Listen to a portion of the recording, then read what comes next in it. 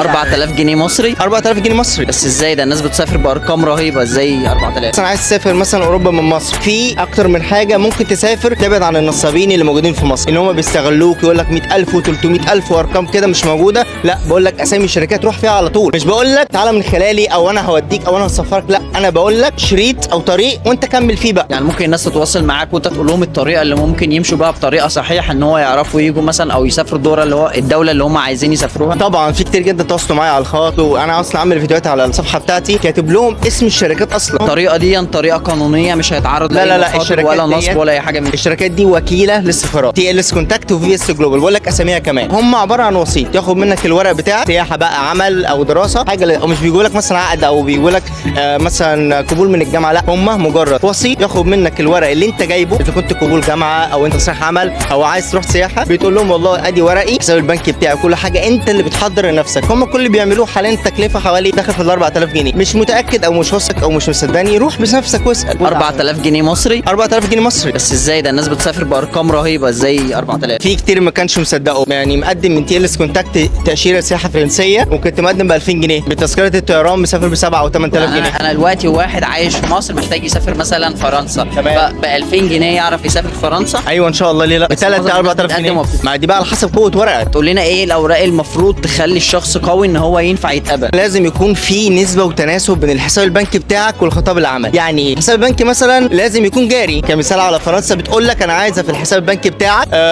100000 جنيه مثلا، ما ينفعش تفتح حساب النهارده وبكره تاخد فلوس من صاحبك 100000 جنيه وتحطهم ثالث يوم تطلع كشف حساب.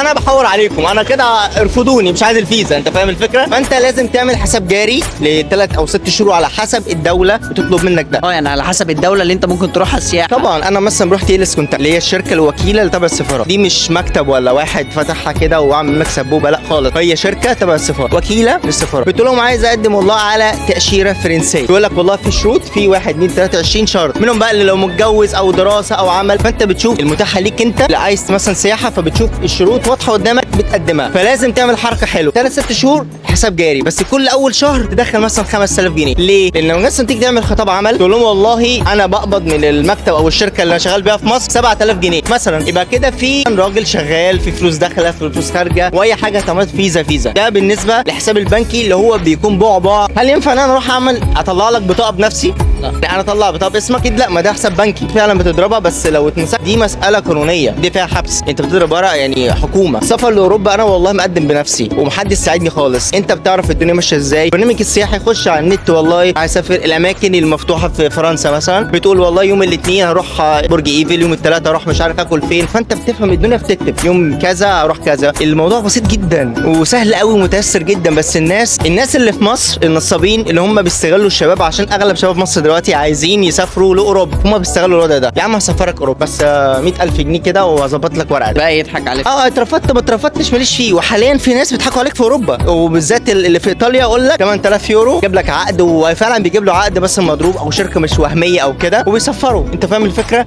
الشباب لازم عندهم صبر شويه، يجتهدوا على نفسهم، يروحوا يقدموا الورق بنفسهم، ما يكسلوش، ما يقولش انا قاعد في بيتي وانا معايا فلوس، معاك قرشين زياده حوشهم، لانك بعد ما تاخد تاشيره هتضطر تحول من عمله جنيه لليورو، فاذا محتاج فلوس تيجي تصرف، مش هتيجي تشتغل على طول. انت ممكن تيجي تقعد بالشهر واثنين وثلاثه مش لاقي شغل، فانت لازم يكون معاك فلوس تقدر تصرف، تاكل بيها، تشوف حياتك، تستقر، تشوف الدنيا ماشيه ازاي، عشان ما تمدش ايدك لحد. دي الفكره يعني.